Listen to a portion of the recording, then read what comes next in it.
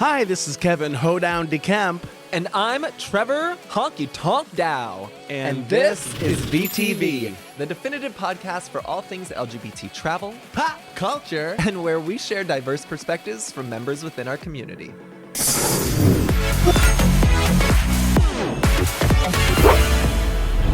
Well, hello, Mr. Hoedown. Whoa, ho, ho, ho, down.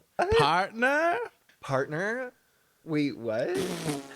That might be the first time Kevin's ever referred to me as partner. 10 years in, baby. Good night, everyone. This episode's already over. How are we doing, Kev? I'm doing so good. I'm tickled by today's episode. Today's episode, we interview a country legend and superstar, Billy Gilman, who was one of our headliners in Mexico. And they also did an incredible pop-up performance on our Caribbean cruise in 2024. And I mean, their pop-up performance, like if you can sing on like the railing of an outdoor level on a cruise ship while it's going and like kill it, like to me that is the sign that you are a true professional. Yeah, their live performance was great. They also had a live show in the theater, which was also impressive. He recently got married, and we talked to him kind of about what that experience is like. So like he has a new album too. He has a new Bluegrass album. Exciting to see queer artists win and succeed and persevere, and also in the genre of country. Yes. And for me, like, you at home don't know this, but like I am finally delving back into like music as a solo artist and in the studio, and the music I'm working on is kind of this Americana rock-ish sound. And okay, plug. I mean, as I should. Promo for Trevor Dow's What's wrong with solo that? Americana album. There's nothing wrong with that. Exactly. Shut the up. But Billy Gilman. All to say that I feel like I was very inspired by Billy. But you know, Billy has been in the industry for literally decades, and he's only in his 30s, you know? Yeah, so it's and we talk about his origin, we talk about his love life, and his VACAYA experience, and what he thought about being on an all LGBT resort. Yes. And cruise, because he's done both now. Yeah, exactly. I think we should just jump right into it. Yeah. Ladies and gentlemen, Billy Gilman. Doesn't feel like we're in anything I've ever been. It feels like we're doing a podcast in a jungle. Literally. Yeah. This is amazing. How has married life been? All right. We're getting right into it.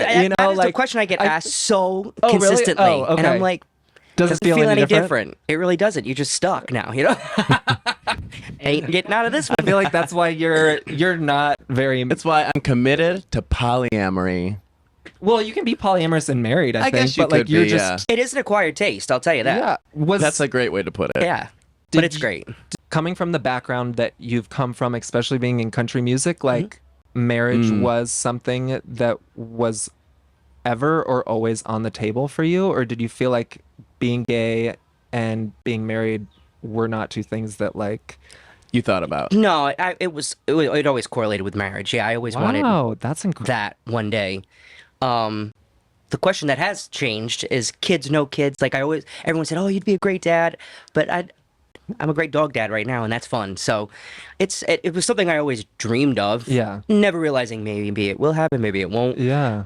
So yeah, it's always been on my agenda. Yeah. Was that something that your partner had also always like thought about too with kids and like? I mean, I'm always the one that does things like more so than maybe the average person. Like I'll go the extra mile and think of things out of the box to do for someone. So when he got down on one knee, that was usually my thought. Like, okay. Oh, wow. So it was special for him to take the lead, if you will. You know? Yeah, for sure. It was awesome. But yeah, that was always on his radar too. In fact, our engagement rings, he bought in Aruba. His family, extended family, go to Aruba like 3 or 4 times a year. And this one time he went, and all the girls were in this jewelry store, and he's like, there's nothing here that suits my fancy. Well, he saw these 2 rings, and he was like 18 years old. And he said, I'm going to buy these one day, and I want to give them to hopefully the love of my life one day. And so that was the rings he kept. He's been holding on to them for that long. Since he was 18? Yep. And was that something that you knew? Like, did you know that these rings existed until... I never remember seeing them on like the dresser or the dressing room table. I don't think I knew about them. And it was funny because we were at a concert. One of my all-time favorite singers, another country singer, Pam Tillis. Okay. I first learned her songs at 4 years old. I mean, she's always been Wow. consistent. Now she's a great friend, which is crazy how that works. It was for one of her concerts. She was coming locally, and I'm like, oh, I really want to go. And he's like, all right. But he had work that day. So work ran late. I Ubered to the theater, and I said, just drive your car, and we'll take the one car home. He was in such a rush, he forgot the ring, so he literally proposed to me and said, I don't have them on me. He completely forgot them and had a panic. I'm like, that's not what it's you about. did it at the Pam Tillis concert, right? Exactly. So it's like, Yep, it was that funny. combining two very special things that are dear to you, then it seems like. And it was just so nice to be thought of in that respect, you know? Yeah, especially when you're the one that initiates. Exactly. So it's good. That's incredible. Congratulations. Thank Hopefully you. we'll meet him on a future, VACAYA trip. If Next Billy time Gilman's booked, he'll definitely be at the next one. I don't know if I'm Yes, can give out. You heard it here first, folks, okay? I don't know if I can give away secrets yet. Circling back, you mentioned Pam Tillis. You're obviously a very renowned musician yourself. You've been in the industry for Ever. a minute. Yeah. You have 5 albums under your belt. Is there an album that like you feel like you resonate now with more at this period of your life, now that you're married, or just like it hits different when you're performing it? Yeah, there are songs that have totally a new meaning. Like I found my home, and now they've kind of found their home, if you will.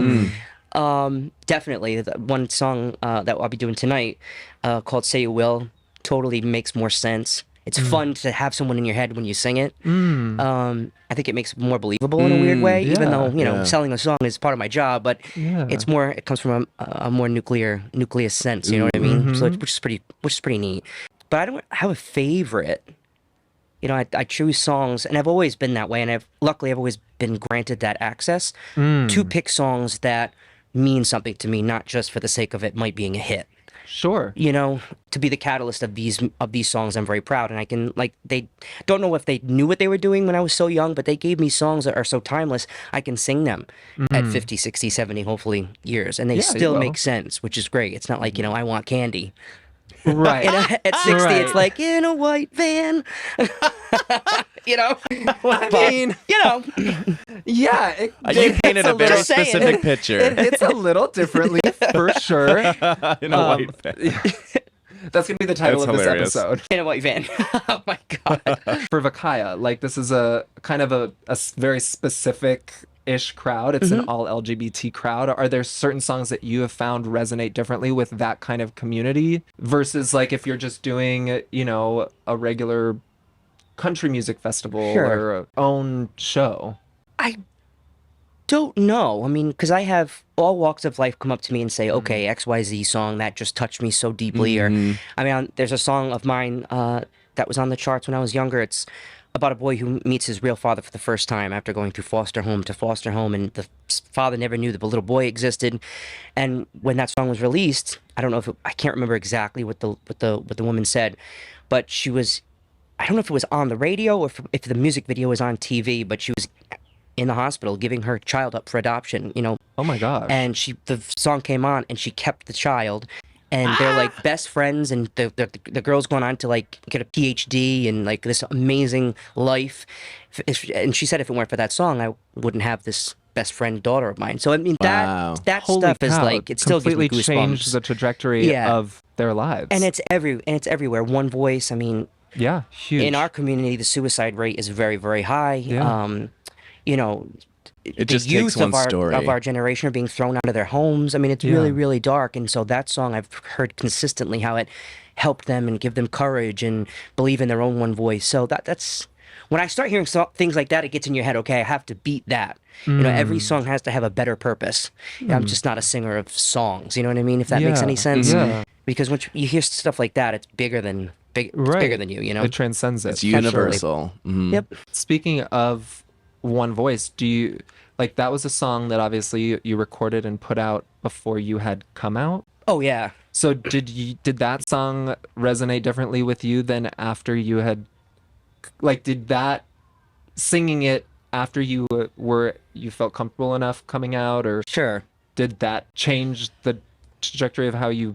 No, it honestly not. The whole thing about the coming out was like, I really found out who I liked, what I liked, and just thought that was my thing to deal with. I didn't really, and to be honest, I didn't think it was anyone's business. Sure. You're buying my tickets. I'm giving you my voice. Yeah. I don't. Who do you go and shut the door with at night? I never knew that really mattered, but I've always been such an open book with my fans that it was doing myself disjustice to do that. And so there was, magazines that wanted to have it on a cover, and I'm like, it just seems like I'm selling something. Yeah, for sure. And so my team and I said, just give me like a day to think about how I want to do this, because I don't want to be on the cover of a magazine. I don't have a record out right now, so it looks like I'm selling this to sell. Right. It just didn't feel genuine. So I said, you know what? The power of YouTube. I'm going to put a video out with my phone. If it were to touch people and go viral or whatever the heck it's going to do, that will be on its own validity. It won't have a motive other than just me telling the truth to my fans. No, it feels authentic for you. Exactly. Yep. I think one voice, I think it gives people courage and hope in all aspects of life, whether you're dealing with who you are, who you love, family, school, bullying. I mean, it just resonates with so many levels of situations. Yeah. Well, you're one of the few who is visible in the LGBT country space. So what was that like? Did you notice a difference, or do you see that there's maybe a page turning? Well, I don't know, to be completely honest. It is widely more acceptable, but there is still a stigma. There just is. And just speaking my truth, singing great songs, and watching the fans never give up. They always show up. There's always people in the seats, so that doesn't change, thank God. And hopefully we'll be at a spot where, they're comfortable with putting an artist like me on the radio, without being hidden, Right. Because there are many people in the community that aren't out to save face and have a career. I could never do that. And listen, I'm a singer. Country is my love. It's what I write the best. It's what I connect with people-wise the best. But I'm a singer, and I will always find success within it if they choose not to. This is your problem, but this is my living. So, but it has gotten a lot better. It's always the hardest for the people who are the trailblazers in those roles. And, when it comes to VACAYA, there's still not very many LGBTQ travel companies, but it takes time. Did you get a lot of pushback of like, hey, if you come out, like... Well, I wasn't signed at that point. Okay, so I was you just had releasing singles, on iTunes and whatnot. So you had a little more authority and like you had your own voice. I was on my own basically, and then I did the show The Voice. Yeah, I want to talk about that. Which was a great resurgence for me. They asked for like 3 or 4 years, and I said, no, I didn't start on a show. Why do I have to do one now? But I'm glad I was dead wrong with that assumption, because it was a great move. Oh, good. And that projected more concerts. And then I always have been wanting at such a young age to do a bluegrass record. Americana. It's where I fit. And everyone thought I was absolutely crazy. And I'm like, this is what I want to do. So it was like a 15-year dream. And finally we're releasing those songs. One of the songs went to #2 on the charts. So I was right. Yes. Trust your gut. So that, and it was funny because before that, I had flown to Nashville.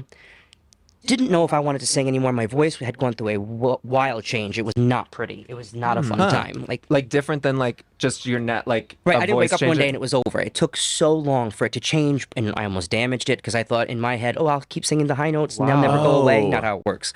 You heard it here first. Not how it works. Yeah. So I really didn't know what I wanted to do, and started to get in the community a little more and meet the songwriters and sit and actually say what I want to say. And we had a awesome record. I'm still proud of that record. I wrote it with Taylor Swift's co-writer Liz Rose. Wow. Keith Urban, Tommy Lee James, who is a great Nashville songwriter. I couldn't get that arrested. And this was before I came out. So as you look back, you think, I wonder if they saw through me and I hadn't seen myself yet. Sure. Who knows? But we went to every label imaginable. Fast forward now to this Bluegrass Americana project. We had the idea. We didn't even have one demo. And we had 2 record labels fighting over it. So wow. When stuff's meant to be, it's meant to be, Yeah. So you just got to, steer the path. Persevere. Absolutely. Yeah. Absolutely. Oh my gosh, I love bluegrass. You should go to these like bluegrass nights in Michigan. Yeah. I'm very excited to hear this album. Thanks. It's yeah, a whole I'm very album? proud of it. It's an entire record. What was the process like of finally getting to work on this record? And is it more than what you thought this bluegrass Americana record would turn out to be? Well, to be quite frank, Please. because I am, Thought you were Billy. I'm not. I don't care. Get in trouble, but I don't really particularly care for where country has gone. Right? Okay, sure. This kind of music is what I started with, like the story songs, the harmonies, the letting your vocal be one of the main factors, not just this rhythmic, chorus that's just Sure. every 2 seconds. So when I started Steer, I'm like, but it's still me because it's Yeah. what I do. It's what I did. So it really wasn't a weird departure, but to make a record like that with no drums, it's all acoustic music. Right. It was awesome, and everyone had mics like this in one take. So Yeah. if one person screwed up, we all had to start Wow. over. So it was really, really old school, which I loved, because when you're in that moment, you capture things that are so more organic than 70 tracks of a vocal Yeah, of stem. course. Or, You you know can what I feel mean? it, It's yeah. right on edge, and I love that. I love that right on the nose kind of thing. It's so much fun. Was that challenging at first to get into the habit of being like, okay, well, this is how we're going to record this? Because it's so different than what you had? You're right. Well, it makes you really in the moment Sure. because I don't want to be the one that's continually screwing up, and I can't remember my own words. I don't even know my own name half the time. So lyrics are very tough. So there were times where I'm like, "All right, come on, Gilman, get it together." But it was actually fun. It was very refreshing to be with some of the best musicians in that field. Wow. And have them after a specific cut. Like there's a song on there. Before I got married, I was in another relationship, bad breakup, the whole 9 yards, like everyone else. Hopefully not though. But it's part of, Part it's of part life. of, and what's so beautiful about being an artist is that hopefully some of that, it gives you preparation for Gives where you you're more at now, content. and Absolutely, Another absolutely. bluegrass album. Gives Well, you you can another use little it for your art. scar in the heart. That, Yeah. So at that point, someone had said, "You're like a country Adele." So I'm like, well, let's write an Adele song like that. So I wrote a Ooh. breakup song called Waylon, like Waylon Jennings. Yeah, okay. And it's about a dog. You can leave, but please, if you're gonna leave, the dog will be the reason I wake up. So if you ever love me at all, leave me Waylon. And it's that's cute. just, that's a story song, Yeah. So it's exactly what I love to sing, and it's people are listening to me. Oh, so what I was getting at, I totally forgot. I was trying to reach back around what I was thinking. After that one specific take of that song, I mean, these guys play with Alison Krauss, Rhonda Vincent, Billy Strings, Molly Tuttle, all these people, and they would stop and go, "Holy shit." So for them to hear it every day, Yeah. all day, other musicians far more incredible than I am, for them to say that, I'm like, No, but see, was that's awesome. That then hopefully is the recognition of that you're on that level. That Yeah, you're, well, you're, it was or very- you're finding where you're supposed to be going. yeah, You know. it was a great feeling. Oh, Yeah. Well, we're very excited to hear it. Yeah. I just wanted to ask quickly about VACAYA. Yeah. We met you on the Caribbean cruise in 2024. What was that? Had you done any sort of LGBT cruise or Yeah, anything? I've done 2 or 3 before. Okay, so VACAYA. you understood the The Oh, yeah. layout. What I marvel at is how ham people go on the costumes. Oh yeah. Like, I can barely dress myself for showtime, right? And it's truly amazing with what they bang out. It's mind-blowing. So that was the biggest takeaway. I was like, wow, they put so much heart and soul into every little detail, which is amazing. But, and everyone's so friendly, and it's great to be, in a safe zone, I guess, if you will. Sure. And with people who people understand the fight, people understand the struggle, the perseverance, Yeah. the love. Like it's a great, great, great feeling. And I love the moms that will come with their sons or their daughters, and they just fall in love with everyone. It's just it's Oh, really, yeah. really That's a always good- such a great vibe. Yeah. Yeah, and speaking to that too, there's an interesting thing of if you didn't have that parental, love, then you're also like You'll find it. Yeah, in more ways. Daddy yeah. issues. But Daddy, I Come love here. him. Yeah. But Daddy, I love him. But yeah, it's so true. Good. Well, I'm excited for your performance I have a tonight. question for you. Yeah. Okay, so your experience on VACAYA, you've done other LGBT Mm-hmm. cruises. Is there a distinction you can describe that's the difference between a VACAYA and others? I mean, you also have a unique experience in that you're entertaining us, Mm-hmm. but do you have any peripheral thoughts about that? I love the camaraderie that people give. I mean, us gays can be very judgmental. And I don't feel any of that. Maybe behind my back, I don't know. I'm only looking. I'm only looking straight ahead. But everyone's just so kind and such a unit, you know. And I love that vibe. And with VACAYA, way more than I can feel. I would say I felt on the others. And I'm just happy you guys keep asking me back. Yeah, Oh my God. great. Yeah, We're happy to it's have nice you. to see the same people over and over. It becomes a family, you know. It truly does. So it's awesome. Well, we're happy you're here. I'm very excited for the as a singer, performance you know, tonight. you're literally in Lake Orion, Michigan, and then you're in North Dakota. Yes. So there's not much Yes. consistency. Were you just there? Yeah. In Lake Orion? Yeah, at the Oh my 20 God. Front Street Yeah, Theater. I know exactly where that is. I love that. It's That's like a little good venue. church. It's great. So the consistency, when I know I'm coming back, I know what to expect. It makes you want to do better and sing better, and you're more comfortable. Because it's Yeah. like, you know, you just can't sing the same songs over and over again because they won't hire you back. So No, I mean, but you Gotta also keep on have your game. you also have the guests that are so excited every time to hear that song That's because true. they resonate and they Oh, connect believe with me, that song. I omitted one voice from my show one time, and the literally, I would say, death threats I got. I'll never forget one of my great friends at the time. She's still great, but you know, I haven't seen her in a while. Liza Minnelli, of course, Cabaret in New York, Yeah. New York, and I mean, I'd sit in her in her dressing room while she's putting her makeup on, and she's like probably 60 years old at that point. I'm like, how do you Do it. do this? She goes, you gotta remember two things: sing it like it's your first time ever singing it, and number two, I know for a fact there is someone out in that audience that has not heard me sing this yet, even though I'm 1,000 years old. She'd say, Ooh. and it's true. So those kind of Yeah. little tricks. All right, we got a game for you called Boot and Scoot. Surprise. Let's go. So you boot it if you're a boot it. Sounds kind of Canadian and you're not Canadian, but Hey. like, you know, and then scoot it if you're not a boot it. Okay. Okay, Nashville. Ooh. Being on reality TV. What can be in the middle? Like, I didn't hate it and I didn't love it. But Scoot. Size Like 9. what's a little pussycat heel? Yeah, that's it. We'll go with that. Pussycat heel. Tequila. Oh, it depends on what number it's on. Boot. Boot. Okay. Clams. Boot. Beyonce and country music. Boot. Cleaning the dishes. Boot. Oh. It's unloading the dishwasher that scoot. Got it. Ooh. Doing laundry, matching the socks. I think was on. Not into that. not in there. Oh, God. I'd rather go to the A dentist. nightmare. I hate laundry. I hate it. Oh, I kind of. It's like therapeutic. Okay. Well, that's why I like dishes for that reason. Yeah. Dishes. You don't clean the dishes. Yeah, I do. The truth comes out. Wind chimes.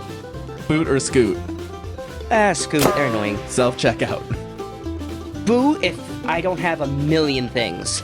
Because I'm that person that will still go with the whole cart full and it takes me 7 hours and then Yeah. it dings and then the person has to come over and help you and I'm like, why didn't I just go to the real person? Yep. So, Yep. in the middle. Yeah, okay.